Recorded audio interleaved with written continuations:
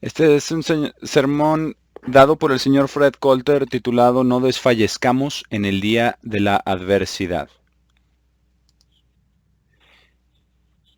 Ahora, hablando de la Pascua, ya mencioné la vez anterior este libro de la Pascua cristiana. Y ustedes necesitan este libro y si no lo tienen, búsquenlo en el sitio. Ya está pronto a ser publicado. Porque si usted no entiende los detalles de la Pascua, necesita entender los detalles de la Pascua. Los detalles son importantes. Hay muchas personas el día de hoy que por causa de las comunicaciones tan rápidas que tenemos, tan instantáneas, no reciben los detalles que son necesarios. Ahora, les voy a decir qué fue lo que comenzó este libro. Aquí Aquí hay un escrito que me mandaron, que es la Pascua en la Biblia para el día de hoy, por Lester Gravy y Robert Kuhns. Y este fue el ataque principal a la Pascua que ocurrió en 1977, 1978, contra la Pascua, porque estaban tratando de cambiarlo al día 15 del primer mes. Y eran sus argumentos tan convincentes que incluso Garner Ted Armstrong creyó lo que ellos decían y él dijo que la Pascua es el 15, que era el 15 del mes, pero que nosotros guardamos la cena del Señor. Entonces, no sé si ustedes recuerdan cuando se estaba predicando que la Pascua era el 15, pero nosotros guardábamos la Pascua de la cena del Señor. Y no es cierto, porque nosotros tenemos que analizar los detalles, porque todo lo que tenemos en este libro es muy, muy importante, es de vital importancia. Ahora, si usted no sabe leer, también va a estar en audio. Y también podemos, eh, podemos mandarles incluso el escrito este que nos mandaron, para que pueda usted entender qué fue lo que sucedió. Ahora, les voy a hacer una pregunta, ya que estamos hablando acerca de la Pascua, antes de empezar el mensaje del día de hoy. ¿Qué es, cuál era el sacrificio en Éxodo 12 para la Pascua? ¿Para qué era ese sacrificio? El de la Pascua en Éxodo 12. ¿Qué significado tenía? ¿Qué propósito? Era ofrecido en el 14, justo cuando terminaba la puesta del sol del 13. ¿Y qué hacían? ¿Para qué fue eso? ¿Qué hacían con la sangre?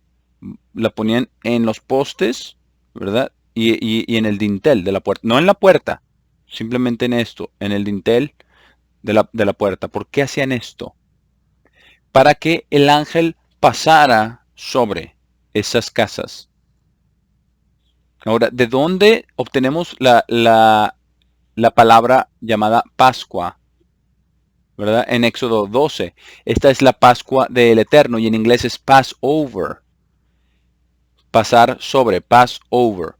En este documento, estos judíos, Robert Kuhn que tenía 3 doctorados, dice, argumenta, no sabemos de dónde vino el término de la Pascua, no sabemos de dónde vino el término de Passover. Entonces nosotros tenemos que saber todos los detalles, conocer todos los detalles. Ahora, ¿cuál es la diferencia entre el significado de la oveja de la Pascua y para nosotros como cristianos? ¿Cuál es la diferencia? ¿Verdad?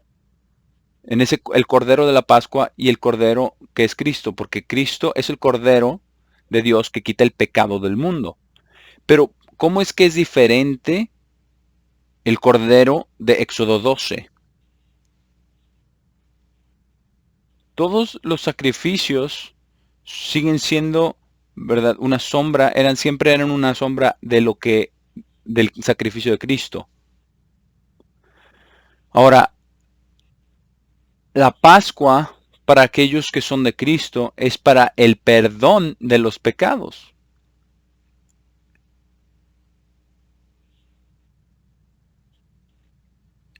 El cordero el cordero de Éxodo 12 no era para el perdón de los pecados, sino que era para que Dios pasara sobre las casas y no muriera el primogénito en esa casa. Ahora, ustedes también necesitan tener este libro de la Pascua cristiana porque necesitan entender cuáles son las diferencias entre el sacrificio del Cordero de la Pascua en el día 14 del mes y la ofrenda de la Pascua de Deuteronomio 16. Y eso es complicado, pero debemos de entender los detalles y conocer los detalles y conocer la diferencia, porque los judíos dicen que la Pascua está conmemorando su salida de Egipto. Pero eso no es cierto. Nosotros sabemos que eso no es cierto, porque la Pascua conmemora el pasar sobre las casas y el salvar a los primogénitos. El salir de Egipto es la siguiente noche, que es el 15 del primer mes. Entonces, lea usted Éxodo 12 acerca de las ofrendas para la redención del primogénito, y eso le va a decir a usted por qué los sacrificios en Deuteronomio 16 no son sacrificios de la Pascua, sino que son ofrendas pascuales en la porción del día de la Pascua para la redención del primogénito de Israel. Y la clave es cuando lo leemos en Deuteronomio 16. Hay dos claves ahí en ese capítulo. Y, y si leemos la versión Reina Valera, muchas veces es difícil de verlo. La primera tenía que ser ofrecida decía de las ovejas y de las vacas. Versículo 2, de las ovejas y de la vaca. Y nunca hemos oído de la vaca de la Pascua, ¿cierto? Y la otra clave era que se tenían que cocer en el fuego.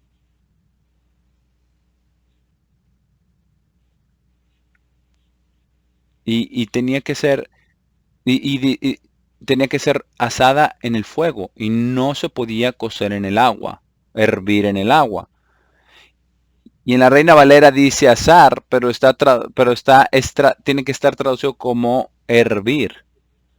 Ahora, si no conocemos los detalles, nos podemos ir tras estos ataques, porque lo que Satanás quiere es sacar a los cristianos del pacto con Dios, y la manera de hacerlo eso es destruir el conocimiento acerca de la Pascua, y lo hacen el día incorrecto. Y cuando lo hacen en el día incorrecto, ya nos sacaron del pacto con Dios. Ahora, no vamos a hablar de los católicos y los cristianos, eso ya es otro asunto.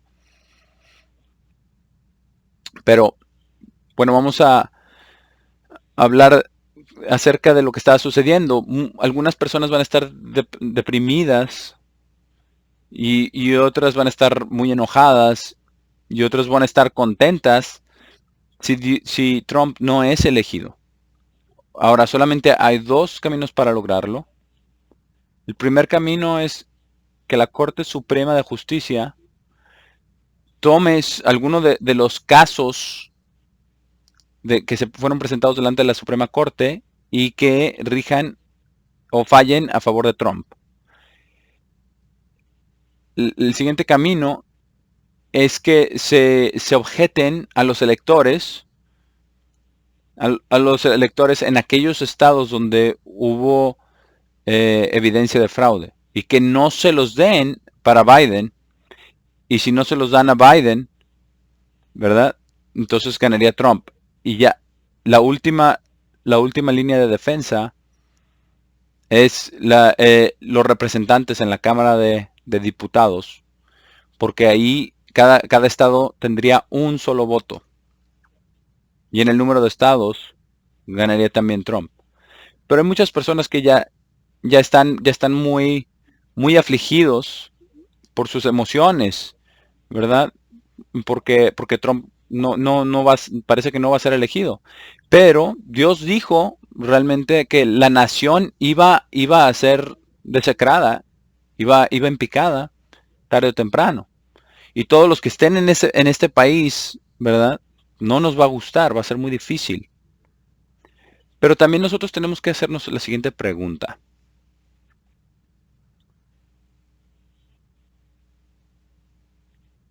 ¿De qué lado está Dios? ¿O lo ha dejado Dios, delante, en manos de las personas para ver cuál va a ser su reacción y ver cuál va a ser su acción? Y no sabemos cómo va a resultar esto, pero vamos a verlo de la siguiente manera. Ahora, ¿por qué tenemos aflicciones? ¿Por qué tenemos aflicciones? Porque el título de este sermón es ¿por qué tenemos aflicciones? ¿Por qué tenemos estas cosas que se vienen ya sobre nosotros? Ahora, cuando llegan las aflicciones, ¿y cuántas aflicciones hemos tenido últimamente? ¿Y cuántas personas hemos visto que se rinden cuando llegan las aflicciones? Ahora, si nosotros nos rendimos cuando vemos a una persona pecar, pues no se sorprendan, no se sorprendan. Porque ¿acaso han encontrado a la persona perfecta? ¿O es acaso usted perfecto? No, pero tenemos pruebas y dificultades. Entonces vamos aquí a Proverbios 24 y versículo 10. Bueno, vamos al versículo 8. Porque esto es como lo que pasó en las elecciones, ¿verdad? Porque dicen, es como que todos los gobiernos del mundo están contra Trump. Y todos los gobiernos establecidos están contra Trump. Proverbios 24, versículo 8. Al que piensa hacer el mal, ahora, alguien tuvo que haber planeado todos estos planes que están pasando, que pasaron en las elecciones, ¿cierto?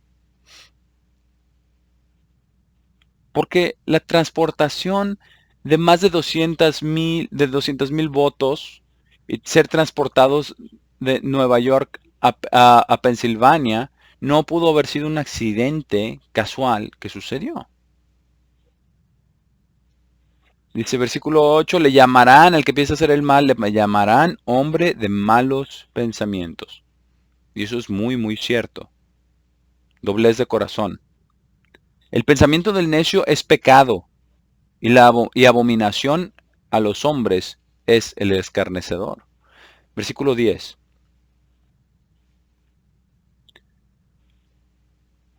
Si te, si fueres flojo en el día de trabajo o si desmayas en el día de la aflicción, tu fuerza será reducida. Entonces tenemos que tener fuerza para seguir adelante. Vamos ahora al Salmo 119. Salmo 119. Y vamos a hacernos una pregunta. ¿Por qué tenemos pruebas y tribulaciones? Yo estoy seguro de que todos las pasamos por ellas. Y hemos tenido muchas aflicciones y muchas pruebas en la iglesia y en las iglesias de Dios. Y todavía las estamos pasando. Vamos a comenzar en el versículo 30, aquí en el Salmo 119. Escogí el camino de la verdad. Y esa es la razón por la que tenemos pruebas y aflicciones. Porque la verdad al mundo no es la verdad para nosotros. La verdad de Dios es la que es importante, no lo que es verdadero a los ojos del mundo. He puesto tus juicios delante de mí. Porque cualquier cosa que Dios dice, eso es lo que nosotros tenemos que hacer. Eso es lo que será. Versículo 65. Bien has hecho con tu siervo, oh Eterno, conforme a tu palabra. Enséñame buen sentido y sabiduría. Ahora, ¿cómo vamos a tener buen sentido sin la palabra de Dios? Estamos viendo el mal juicio, el mal sentido allá en el mundo. Enséñame buen sentido y sabiduría. Ahora, no sé si ustedes escucharon lo que dijeron los de la Suprema Corte de Pensilvania a la apelación que hizo el equipo de Trump. Les dijeron, esto es estúpido. Dijeron, lo vamos a escuchar después que se ha inaugurado como presidente Joe Biden. Entonces es absolutamente aberrante. Eso ni siquiera es político, un asunto político, es estupidez. Dice, enséñame buen sentido y sabiduría porque tus mandamientos he creído. Y eso es lo que nos separa del mundo. Las leyes de Dios, la verdad de Dios, los mandamientos de Dios. Versículo 67. Antes que fuera yo humillado, descarriado andaba. Mas ahora guardo tu palabra. Y esto nos dice en un solo versículo todo el propósito de las pruebas y las aflicciones. Para que nosotros guardemos la palabra de Dios. Por eso dice, mas ahora guardo tu palabra, cuando fuera humillado. Versículo 68, bueno eres tú y bienhechor, enséñame tus estatutos. Vamos al versículo 71.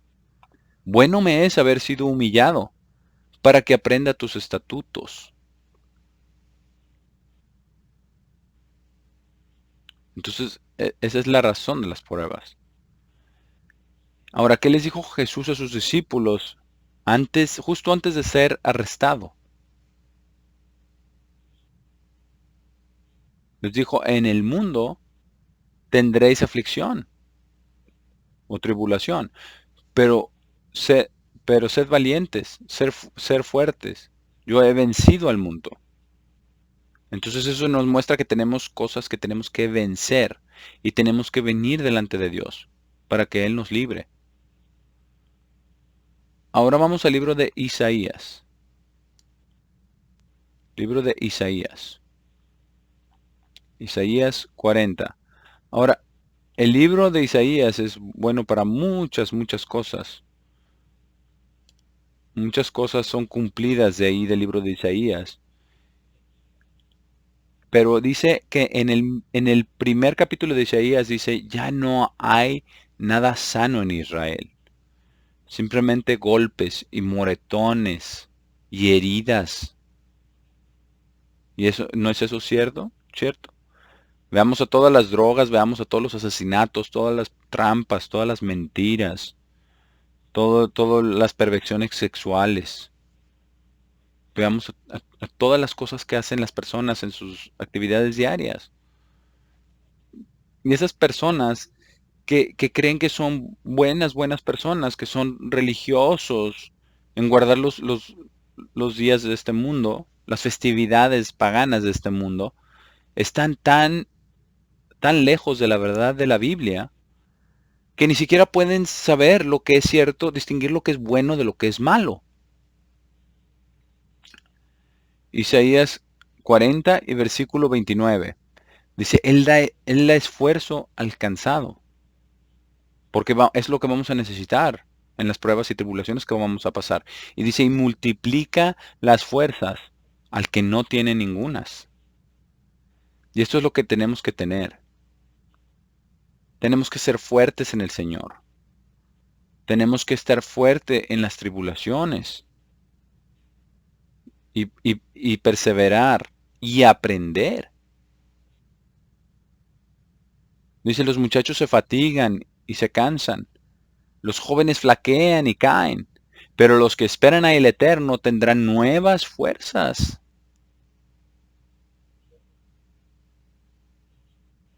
Entonces, ahora es muy buen tiempo para renovar nuestras fuerzas, si es que va a entrar el presidente Biden, para lo que vamos a tener que pasar. Dice, levantarán alas como las águilas, está hablando de la resurrección. Correrán y no se cansarán, caminarán y no se fatigarán. Entonces, Dios está con nosotros en todas estas cosas. Y va a ser algo impresionante, de cualquiera de las dos maneras. Simplemente veamos lo que pasó anoche en la ciudad de Washington, D.C., en anticipación de, de la marcha de Trump en enero 6. Ya estaban afuera todos ahí con los de Antifa para molestar a todos los que estaban ahí para protestar pacíficamente. Entonces podemos ver lo que va a suceder. De cualquier manera va a ser muy, muy difícil. Muy difícil. Porque si pensamos que entre el presidente Biden va a ser suficientemente malo, esperemos unos 6 meses. Porque después va a ser Kamala Harris la presidenta. Imaginemos a esa señora de presidenta. Entonces, ¿qué va a suceder? Entonces tenemos que estar armados, tenemos que estar preparados. Ahora, Isaías 41, versículo 8, dice, pero tú Israel, y esto también lo podemos aplicar a nosotros, a la iglesia. Dice, pero tú Israel, siervo mío eres, tú Jacob, a quien yo escogí, descendencia de Abraham, mi amigo. ¿Y qué nos dice en Gálatas 3:29? Dice, si eres de Cristo, eres de la simiente de Abraham y herederos de acuerdo a la promesa, ¿cierto? Dice, porque te tomé de los confines de la tierra y de tierras lejanas te llamé, porque Dios es quien nos llama. Y nunca se olvide usted del día en que nos cayó el 20 o caímos en cuenta de lo que teníamos que hacer, porque ese es el día que Dios lo eligió a usted. Dice, y te dije, mi siervo eres tú, te escogí y no te deseché. No temas, porque yo estoy contigo, a pesar de las circunstancias. Dios está siempre con nosotros. Ahora, quizás llegue hasta algo situaciones muy apretadas, ¿verdad? Como podríamos decirlo. Y, y cuando pensamos en cosas de estas, me hace pensar en Jeremías,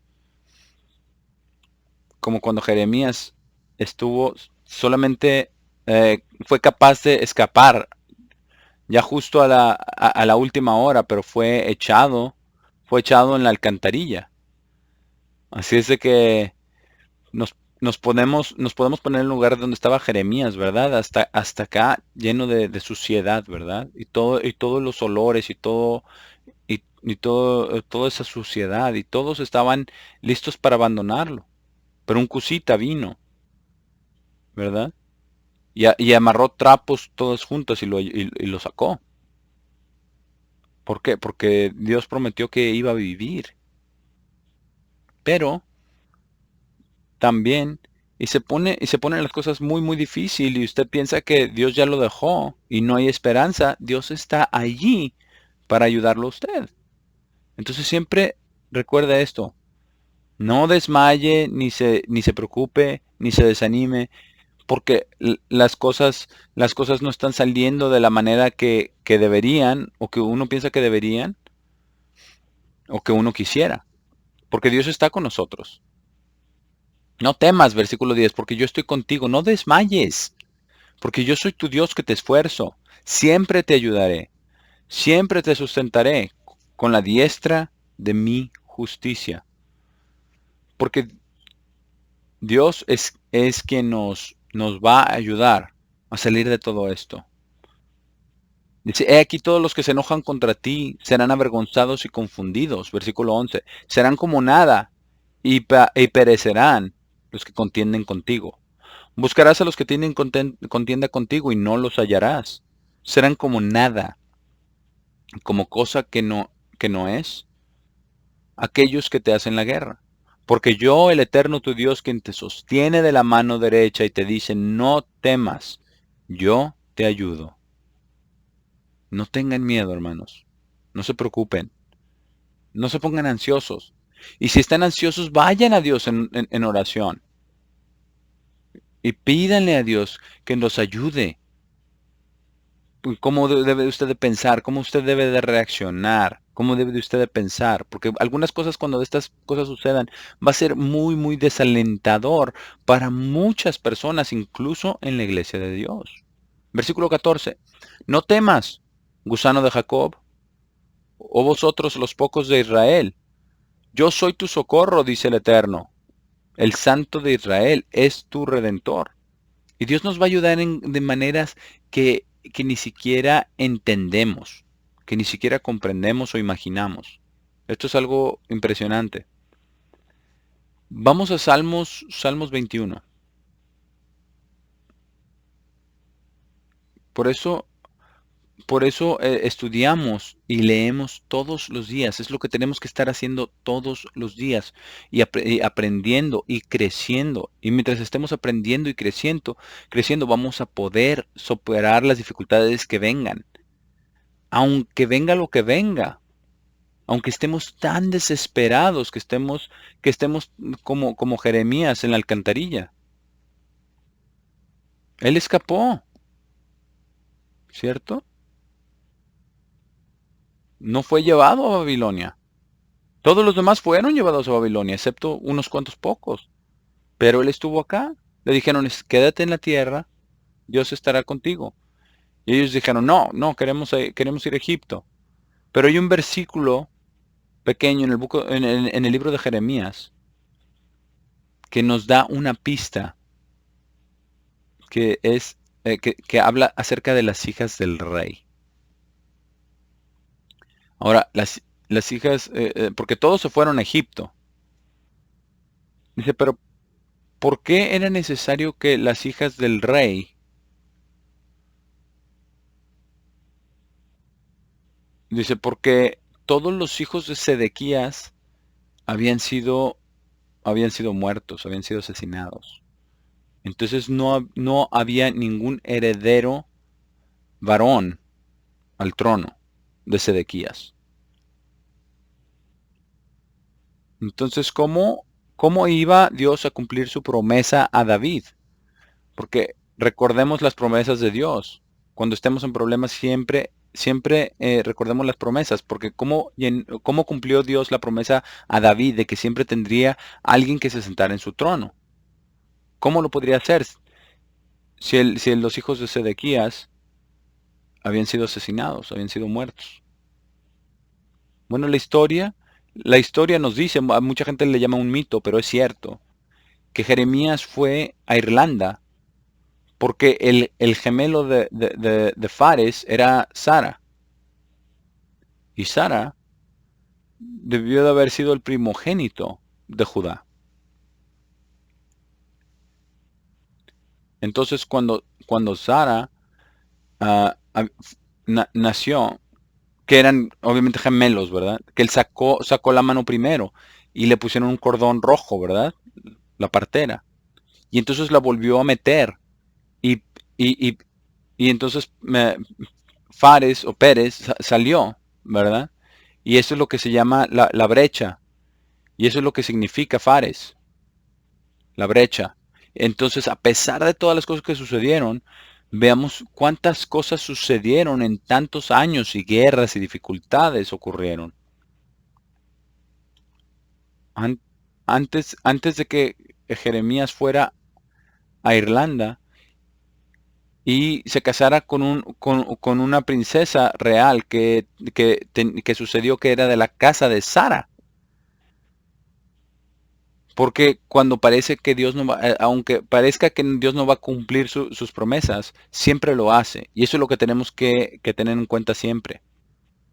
Vamos a Proverbios, a Salmos 21.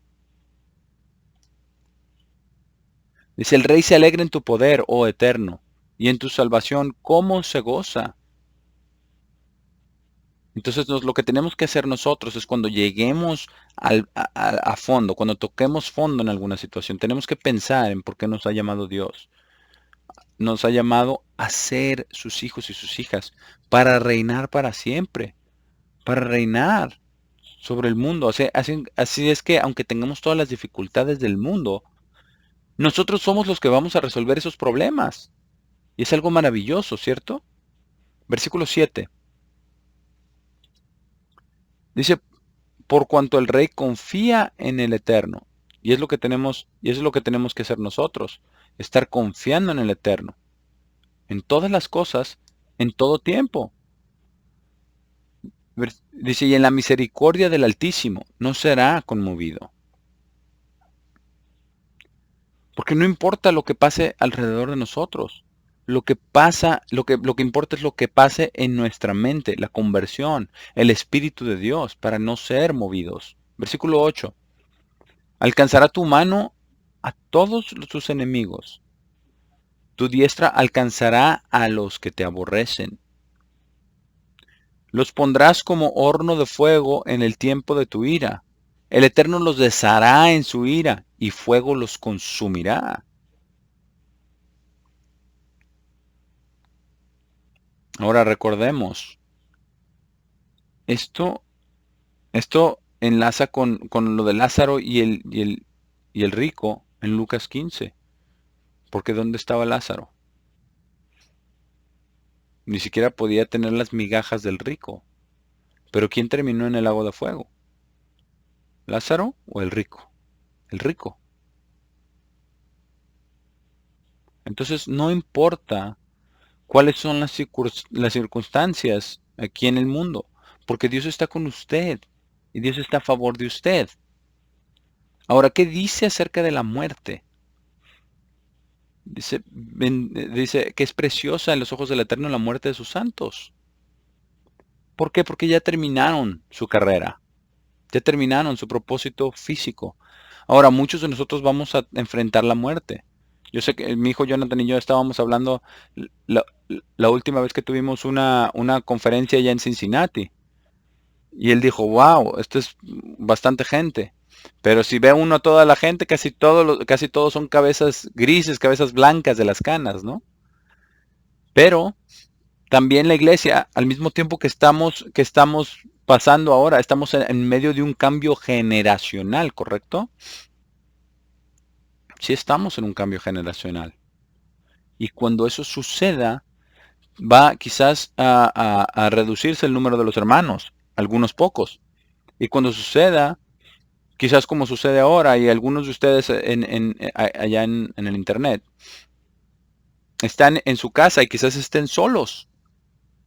Pero cuando los combinan a todos, como Dios nos está viendo desde el cielo, son bastantes personas los que están recibiendo el mensaje en el sábado. Entonces, Dios tiene, tiene su manera de cuidar de todas estas cosas. Versículo 11 dice, porque intentaron el mal contra ti, contra Dios. ¿No lo hicieron acaso eso contra Cristo? ¿Sí? Porque estaban tratando de acusarlo desde el primer día. Desde el primer día que entró en el templo, ¿verdad? Con las cuerdas, sacándolos a todos.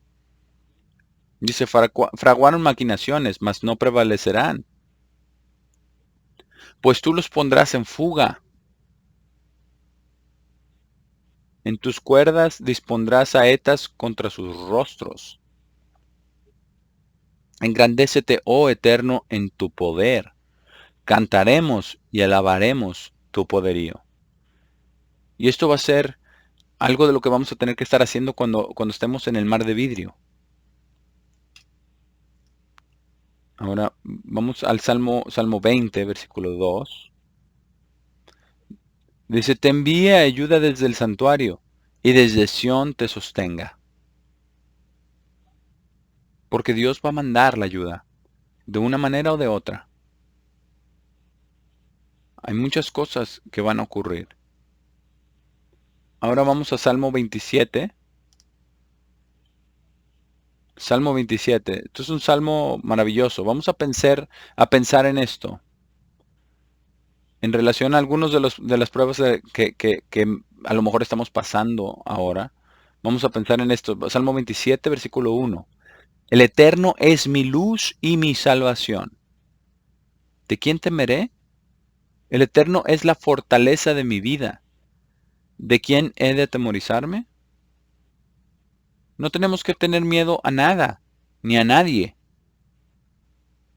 No tenemos que preocuparnos de lo que de lo que nos va a suceder. Sabemos que muchos de los santos a través de la historia han tenido que pasar muchas dificultades y nosotros también las vamos a pasar. Versículo 7. Pero esto nos muestra cómo debemos de clamar a Dios. Oye, oh Eterno, mi voz, con que a ti clamo, con nuestra voz, clamando a Dios, ayúdame Señor, Él nos va a ayudar. Dice, ten misericordia de mí y respóndeme. Mi corazón ha dicho de ti, buscad mi rostro, tu rostro buscaré, oh Eterno. Y eso es la manera en la que tiene que ser cuando venimos delante de Dios. Otra cosa que tenemos que hacer es leer los salmos. Porque cuando hacemos oración, arrodillémonos delante de Dios, abramos nuestra Biblia, leamos los salmos, pidámosle a Dios que nos ayude, leamos un poco, pidámosle que nos ayude, que nos indique el camino a seguir y cómo hacerlo. Y Dios va a estar allí con nosotros. Va a suceder. Quizás tome un poco de tiempo, pero va a suceder.